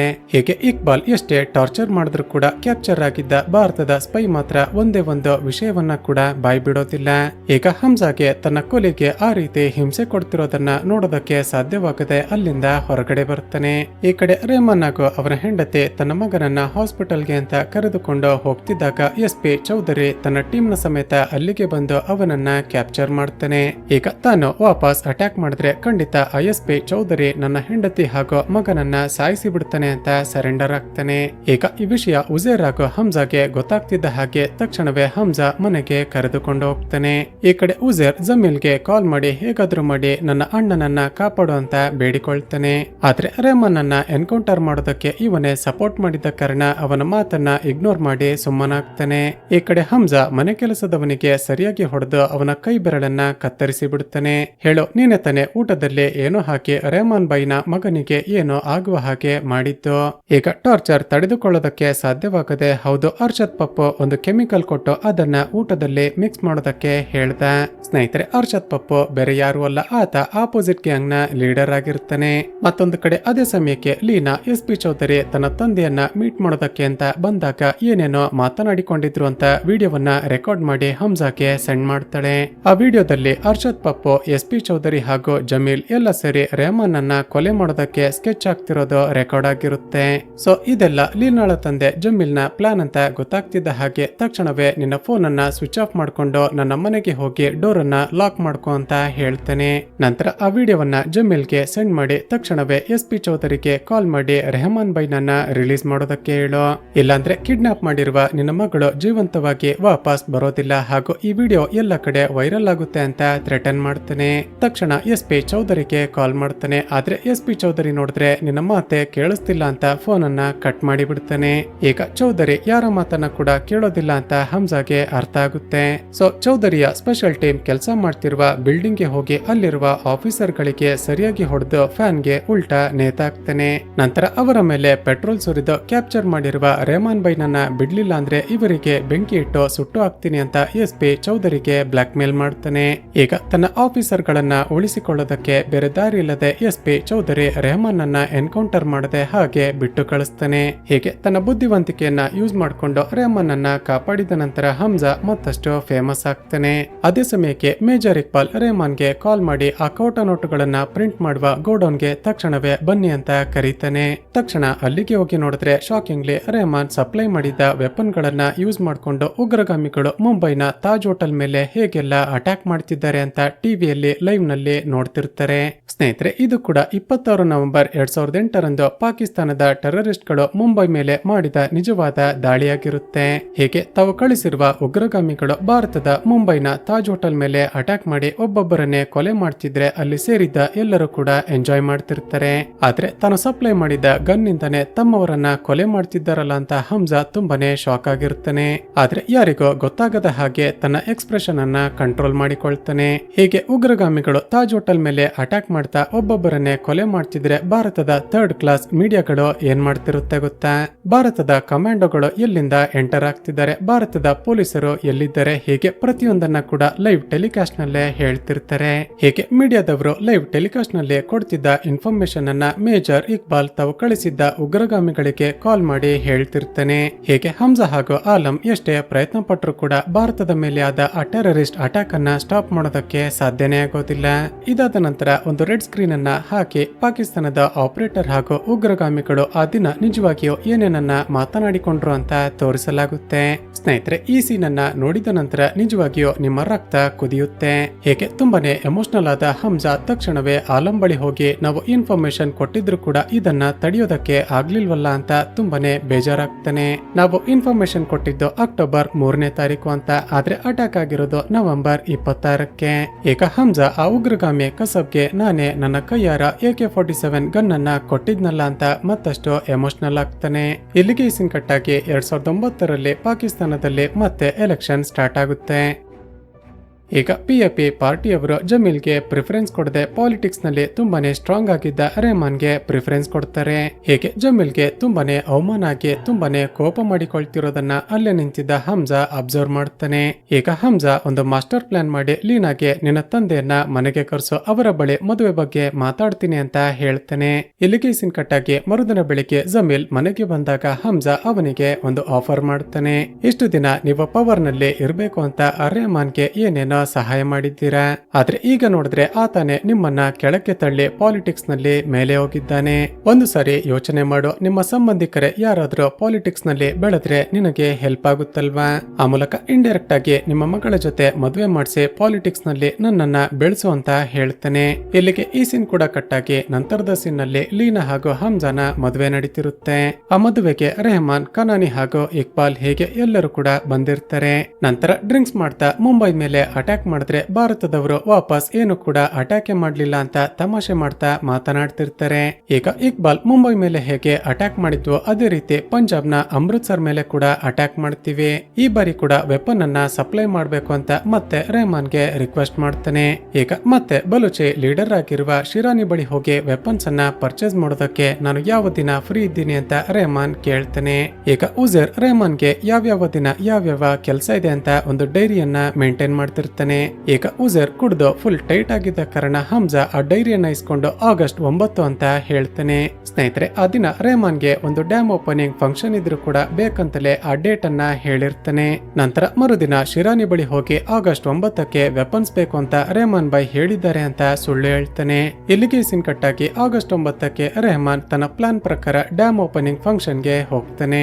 ಅದೇ ಸಮಯಕ್ಕೆ ಶಿರಾನಿ ಉಜೇರ್ಗೆ ಕಾಲ್ ಮಾಡಿ ಇವತ್ತು ವೆಪನ್ಸ್ ಗಳ ಡೆಲಿವರಿ ಇದೆ, ಬಂದು ಕಲೆಕ್ಟ್ ಮಾಡ್ಕೊಳ್ಳಿ ಅಂತ ಹೇಳ್ತಾನೆ. ಈಗ ಉಜೇರ್ಗೆ ಇವತ್ತು ಫಂಕ್ಷನ್ ಇದೆ ಅಲ್ವಾ, ಇವತ್ತು ನಾವು ಬಂದು ಡೆಲಿವರಿ ತಗೊಂತೀವಿ ಅಂತ ಹೇಳೇ ಇರ್ಲಿಲ್ವಲ್ಲ ಅಂತ ಆಶ್ಚರ್ಯ ಆಗುತ್ತೆ. ಆಗ ಪಕ್ಕದಲ್ಲೇ ಇದ್ದ ಹಮ್ಜಾ, ಆ ದಿನ ನೀವು ಕುಡ್ದಿದ್ರಿ, ಮೋಸ್ಟ್ಲಿ ಮರೆತು ಇವತ್ತಿನ ಡೇಟ್ ಅನ್ನೇ ಹೇಳಿರ್ಬಹುದು ಅಂತ ಹೇಳ್ತಾನೆ. ಅದಕ್ಕೆ ಉಜೇರ್, ಸರಿ ನೀನು ಅಣ್ಣನ ಜೊತೆ ಇರು, ನಾನು ಹೋಗಿ ವೆಪನ್ಸ್ ಗಳನ್ನ ಡೆಲಿವರಿ ತೆಗೆದುಕೊಳ್ತೀನಿ ಅಂತ ಹೊರಡ್ತಾನೆ. ಈ ಕಡೆ ಫಂಕ್ಷನ್ ಮುಗಿದ ನಂತರ ರೆಹಮಾನ್ ಅನ್ನ ಕರೆದುಕೊಂಡು ಹಮ್ಜಾ ಕಾರ್ ನಲ್ಲಿ ಲಾರಿ ಕಡೆ ಹೊರಡ್ತಾನೆ. ಆದ್ರೆ ಬೇಕಂತಲೇ ಒಂದು ಸಿಗ್ನಲ್ ನಲ್ಲಿ ಮೇನ್ ರೋಡ್ ಅನ್ನ ಬಿಟ್ಟು ಕಾಡಿನ ಒಂದು ಸಣ್ಣ ದಾರಿಯ ಕಡೆ ಕಾರನ್ನ ತಿರುಗಿಸಿ ಬಿಡುತ್ತಾನೆ. ಸ್ನೇಹಿತರೆ, ಅಷ್ಟಕ್ಕೂ ಪ್ಲಾನ್ ಏನಂದ್ರೆ SP ಹಮ್ಜಾ ಹಾಗೂ ಜಮೀಲ್ ಎಲ್ಲ ಸೇರಿ ಕಾಡಿನ ಮಧ್ಯದಲ್ಲಿ ಎನ್ಕೌಂಟರ್ ಮಾಡಿ ರೆಹಮಾನ್ ಅನ್ನ ಸಾಯಿಸಬೇಕು ಅಂತ ಪ್ಲಾನ್ ಮಾಡಿರ್ತಾರೆ. ಸೊ ಇದೇ ಕಾರಣಕ್ಕೆ ಹಮ್ಜಾ ಬೇಕಂತಲೇ ಉಜೇರ್ ನನ್ನ ಇವತ್ತೇ ವೆಪನ್ ಗಳ ಡೆಲಿವರಿ ಇದೆ ಅಂತ ಹೋಗುವ ಹಾಗೆ ಮಾಡಿರ್ತಾನೆ. ಹೀಗೆ ಕಾರ್ನಲ್ಲಿ ಮಲಗಿದ್ದ ರೆಹಮಾನ್ಗೆ ಎಚ್ಚರವಾಗಿ ಕಾಡಿನ ಮಧ್ಯದಲ್ಲಿರುವ ಈ ದಾರಿಯಲ್ಲಿ ಯಾಕೆ ಹೋಗ್ತಿದ್ಯಾ ಅಂತ ಹಮ್ಜಾನನ್ನ ಕೇಳ್ತಾನೆ. ಆಗ ಸ್ವಲ್ಪ ಗಾಬರಿಯಾದ ಹಮ್ಜಾ ಏನಿಲ್ಲ ಆ ಕಡೆ ಟ್ರಾಫಿಕ್ ಇರುತ್ತೆ ಅಂತ ಈ ಕಡೆ ಬಂದೆ ಅಂತ ಹೇಳ್ತಾನೆ. ಈಗ ರೆಹಮಾನ್ಗೆ ಅನುಮಾನ ಶುರುವಾಗುತ್ತೆ. ಸರಿ, ಕಾರನ್ನ ಸ್ಟಾಪ್ ಮಾಡು, ನಾನು ಯೂರಿನ್ ಪಾಸ್ ಮಾಡ್ಬೇಕು ಅಂತ ಹೇಳ್ತಾನೆ. ಆದ್ರೆ ಹಮ್ಜಾ ಕಾರನ್ನ ಸ್ಟಾಪ್ ಮಾಡದೆ ಏನೋ ರೀಸನ್ ಹೇಳಿ ಹಾಗೆ ಹೋಗ್ತಾನೆ ಇರ್ತಾನೆ. ಈಗ ತನ್ನ ತಮ್ಮ ಉಜೇರ್ ಇವತ್ತೇ ವೆಪನ್ಸ್ ಗಳ ಡೆಲಿವರಿ ಇದೆ ಅಂತ ಹೋದ. ಹಮ್ಜಾ ನೋಡಿದ್ರೆ ಯಾವುದೋ ಕಾಡಿನ ಮಧ್ಯದಲ್ಲಿರುವ ದಾರಿಯಲ್ಲಿ ಕರೆದುಕೊಂಡು ಹೋಗ್ತಿದ್ದಾನೆ ಅಂತ ಅವನ ಮೇಲೆ ಅಟ್ಯಾಕ್ ಮಾಡೋದಕ್ಕೆ ಶುರು ಮಾಡ್ತಾನೆ. ಈಗ ಹಮ್ಜಾ ತಕ್ಷಣವೇ ತನ್ನ ಸೀಟ್ ಬೆಲ್ಟ್ ಅನ್ನ ಲಾಕ್ ಮಾಡಿಕೊಂಡು ರಸ್ತೆಯ ಪಕ್ಕದಲ್ಲಿದ್ದ ಒಂದು ದೊಡ್ಡ ಕಬ್ಬಿಣದ ಬೋರ್ವೆಲ್ಗೆ ಕಾರನ್ನ ಗುದ್ದಿಸಿ ಬಿಡುತ್ತಾನೆ. ಅಷ್ಟರಲ್ಲೇ ವೇಟ್ ಮಾಡ್ತಿದ್ದ SP ಚೌಧರಿ ಹಾಗೂ ಅವನ ಟೀಮ್ ಅಲ್ಲಿಗೆ ಬಂದು ಇವರ ಮೇಲೆ ಫೈರ್ ಮಾಡೋದಕ್ಕೆ ಶುರು ಮಾಡ್ತಾರೆ. ಹೀಗೆ ಎರಡು ಕಡೆಯಿಂದ ಗನ್ ಫೈರ್ ಶುರುವಾಗುತ್ತೆ. ತಕ್ಷಣವೇ ರೆಹಮಾನ್ ಪಕ್ಕದಲ್ಲಿದ್ದ ಕಾಡಿನ ಒಳಗಡೆ ತಪ್ಪಿಸಿಕೊಂಡು ಎಸ್ಕೇಪ್ ಆಗ್ತಾನೆ. ಈಗ SP ಚೌಧರಿ ಅವನನ್ನ ಬಿಡಬಾರ್ದು ಅಂತ ಚೇಸ್ ಮಾಡೋದಕ್ಕೆ ಶುರು ಮಾಡುತ್ತಾನೆ. ಹಾಗೂ ಹಮ್ಜಾ ಕೂಡ ಆಗಲೇ ತಪ್ಪಿಸಿಕೊಂಡು ಕಾಡಿನ ಒಳಗಡೆ ಎಸ್ಕೇಪ್ ಆಗಿರುತ್ತಾನೆ. ಹೀಗೆ ಚೌಧರಿ ರೆಹಮಾನ್ ಮೇಲೆ ಅಟ್ಯಾಕ್ ಮಾಡ್ತಿದ್ರೆ ಹಮ್ಜಾ ರೆಹಮಾನ್ ನ ಗ್ಯಾಂಗ್ ಮೇಲೆ ಅಟ್ಯಾಕ್ ಮಾಡ್ತಾನೆ. ಹಾಗೂ ಬೇಕಂತಲೇ ರೆಹಮಾನ್ ನ ಕತ್ತಿಗೆ ಒಂದು ಬುಲೆಟ್ ಅನ್ನ ಫೈರ್ ಮಾಡಿ ಆತ ಅರ್ಧ ಜೀವ ಆಗುವ ಹಾಗೆ ಮಾಡ್ತಾರೆ. ಈಗ ಹಮ್ಜಾನ ಪ್ಲಾನ್ ಏನಾಗಿರುತ್ತೆ ಅಂದ್ರೆ ರೆಹಮಾನ್ ಮೇಲೆ ಅಟ್ಯಾಕ್ ಮಾಡಿದಾಗ ಕಾಪಾಡೋದಕ್ಕೆ ಪ್ರಯತ್ನ ಪಟ್ಟೆ, ಆದ್ರೆ ಆತ ಸತ್ತೋದ ಅಂತ ಎಲ್ಲರೂ ನಂಬಬೇಕು. ಸೊ ಪ್ಲಾನ್ ಪ್ರಕಾರ ರೆಹಮಾನ್ ಅನ್ನ ಎತ್ತಿಕೊಂಡು ರೋಡ್ಗೆ ಬಂದು ಒಂದು ಆಟೋದಲ್ಲಿ ಹಾಸ್ಪಿಟಲ್ಗೆ ಹೋಗ್ತಾನೆ. ಹೀಗೆ ಆಟೋದಲ್ಲಿ ಹೋಗುವಾಗ ಬೇಕಂತಲೇ ಆ ಡ್ರೈವರ್ಗೆ ಕೇಳಿಸ್ಲಿ ಅಂತ ರೆಹಮಾನ್ ಬಾಯ್ ನಿಮ್ಗೆ ಏನು ಕೂಡ ಆಗೋದಿಲ್ಲ, ನಾನು ಕಾಪಾಡ್ತೀನಿ ಅಂತ ಜೋರಾಗಿ ಹೇಳ್ತಿರ್ತಾನೆ. ಹೀಗೆ ಹಾಸ್ಪಿಟಲ್ಗೆ ರೀಚ್ ಆಗ್ತಾನೆ. ಆದ್ರೆ ಅಷ್ಟರಲ್ಲೇ ರೆಹಮಾನ್ ಸತ್ತೋಗಿದ್ದಾನೆ ಅಂತ ಡಾಕ್ಟರ್ಸ್ ಕನ್ಫರ್ಮ್ ಮಾಡ್ತಾರೆ. ಈಗ ತನ್ನ ಅಣ್ಣ ಸತ್ತೋದ ಅಂತ ಗೊತ್ತಾಗ್ತಿದ್ದ ಹಾಗೆ ಉಜೇರ್ ಅಲ್ಲಿಗೆ ಬರ್ತಾನೆ. ಈಗ ಹಮ್ಜಾ ಅವನ ಬಳಿ ಕೂಡ ನಾಟಕ ಮಾಡ್ತಾ ರೆಹಮಾನ್ ಬಾಯ್ ನನ್ನ ಉಳಿಸಿಕೊಳ್ಳೋದಕ್ಕೆ ಸಾಧ್ಯ ಆಗ್ಲಿಲ್ಲ ಅಂತ ಅಳ್ತಾನೆ. ಈ ಕಡೆ ಆಟೋ ಡ್ರೈವರ್ ಮೀಡಿಯಾಗಳ ಮುಂದೆ ಬಂದು ಹಮ್ಜಾ ರೆಹಮಾನ್ ಬಾಯ್ ನನ್ನ ಕಾಪಾಡೋದಕ್ಕೆ ತುಂಬಾನೇ ಪ್ರಯತ್ನ ಪಟ್ಟ, ಆದ್ರೆ ಹಾಸ್ಪಿಟಲ್ಗೆ ಬರೋಷ್ಟರಲ್ಲೇ ರೆಹಮಾನ್ ಬಾಯ್ ಸತ್ತು ಹೋಗಿದ್ರು ಅಂತ ಹೇಳ್ತಾನೆ. ಹೀಗೆ ಎಲ್ಲರೂ ಕೂಡ SP ಚೌಧರಿಯ ಟೀಮ್ ನವರೇ ರೆಹಮಾನ್ ನನ್ನ ಎನ್ಕೌಂಟರ್ ನಲ್ಲಿ ಸಾಯಿಸಿದ್ದಾರೆ ಅಂತ ಅಂದುಕೊಳ್ತಾರೆ. ಈಗ ಹಮ್ಜಾ ವಾಪಸ್ ಮನೆಗೆ ಹೋಗಿ ತನ್ನ ನೋಟ್ಬುಕ್ ನಲ್ಲಿ ಬರೆದುಕೊಂಡಿದ್ದ ರೆಹಮಾನ್ ಡೆಕಾಯತ್ ಎಂಬ ಹೆಸರನ್ನ ಹೊಡೆದು ಹಾಕ್ತಾನೆ. ಈಗ ಅವನ ಮುಂದೆ ಮತ್ತಷ್ಟು ಹೆಸರುಗಳು ಕಾಣಿಸುತ್ತವೆ ಹಾಗೂ ಇಲ್ಲಿಗೆ ಸೀನ್ ಕಟ್ ಆಗಿ ಚಿತ್ರದ ಕತೆ 2002 ಭಾರತಕ್ಕೆ ಶಿಫ್ಟ್ ಆಗುತ್ತೆ. ಈಗ IB ಚೀಫ್ ಆಗಿರುವ ಅಜಯ್ ಅವರು ಆಪರೇಷನ್ ದುರಂಧರ್ ಅಂದ್ರೆ ಏನು ಅಂತ ತನ್ನ ಟೀಮ್ಗೆ ಎಕ್ಸ್ಪ್ಲೇನ್ ಮಾಡ್ತಿರ್ತಾರೆ. ಸ್ನೇಹಿತರೆ, ಪಾಕಿಸ್ತಾನದ ಅಂಡರ್ ವರ್ಲ್ಡ್ ನ ಒಳಗಡೆ ಇನ್ಫಿಲ್ಟ್ರೇಟ್ ಆಗಿ ಅಲ್ಲಿ ಏನೋ ನಡೀತಿದೆ ಅಂತ ಭಾರತಕ್ಕೆ ಮೊದಲೇ ಗೊತ್ತಾಗ್ಬೇಕು ಅಂದ್ರೆ ಇಲ್ಲಿಂದ ಒಬ್ಬ ಸ್ಪೈನ್ ಅನ್ನ ಕಳುಹಿಸಿ ಕೊಡ್ಬೇಕು. ಆದ್ರೆ ಈ ಬಾರಿ ರೆಗ್ಯುಲರ್ ಸ್ಪೈನ್ ಅನ್ನ ಕಳುಹಿಸಿ ಕೊಡೋದ್ರ ಬದಲಿಗೆ ಯಾರಾದ್ರೂ ಮರಣದಂಡನೆ ಶಿಕ್ಷೆ ಅನುಭವಿಸುತ್ತಿರುವ ಕೈದಿಯನ್ನ ಟ್ರೈನ್ ಮಾಡಿ ಕಳಿಸ್ಬೇಕು ಅಂತ ಪ್ಲಾನ್ ಮಾಡ್ತಾರೆ. ಸೊ ಈ ರೀತಿಯ ಕೈದಿಗಳಿಗೆ ತಮ್ಮ ಜೀವನದಲ್ಲಿ ಯಾವುದೇ ಉದ್ದೇಶ ಇರೋದಿಲ್ಲ. ಅವರಿಗೆ ನಾವು ಏನೋ ಹೇಳ್ತೀವೋ ಏನೋ ಟ್ರೈನ್ ಮಾಡ್ತೀವೋ ಅದೇ ಉದ್ದೇಶ ಆಗುತ್ತೆ. ಸೊ ಆ ರೀತಿ ಪಾಕಿಸ್ತಾನಕ್ಕೆ ಸ್ಪೈ ಆಗಿ ಹೋಗೋದಕ್ಕೆ ಸೆಲೆಕ್ಟ್ ಮಾಡುವ ಕೈದಿ ಹೆಸರೇ ಜಸ್ಕಿರತ್ ಸಿಂಗ್ ರಾಂಗಿ ಅಲಿಯಾಸ್ ಪಾಕಿಸ್ತಾನಕ್ಕೆ ಹೋಗಿರುವ ಚಿತ್ರದ ಹೀರೋ ಹಮ್ಜಾ ಅಲಿ ಮಜಾರಿ.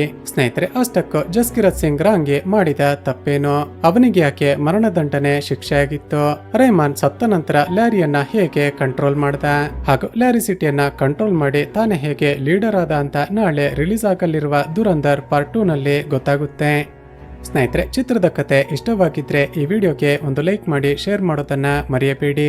ಇದೇ ರೀತಿಯ ಮತ್ತಷ್ಟು ವಿಡಿಯೋಸ್ಗಾಗಿ ಈ ಚಾನಲ್ ಅನ್ನ ಸಬ್ಸ್ಕ್ರೈಬ್ ಮಾಡಿಕೊಂಡು ಪಕ್ಕದಲ್ಲೇ ಇರುವ ಬೆಲ್ ಐಕಾನ್ ಅನ್ನ ಪ್ರೆಸ್ ಮಾಡಿ.